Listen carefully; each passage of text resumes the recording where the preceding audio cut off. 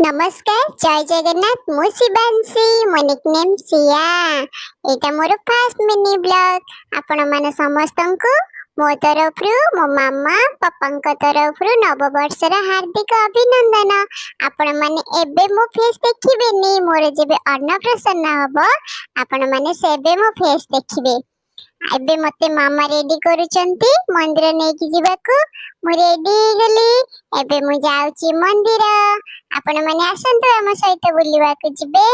एबे आमे पहुंची गलु मंदिर रे मामा नेकी गले भोग पूजा करिवाकू मते बाहर रखी देले पापांक पाखे से मंदिर भीतर को गले पूजा करिकी आसिले। आपण माने दर्शन करंतु महादेवंकर मामा एठी पूजा करिसंती।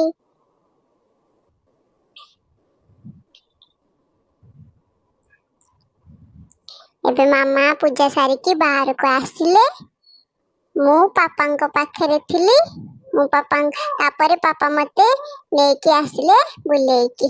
एबे आमे घर को जाउछु। रहलु नमस्कार जय जगन्नाथ।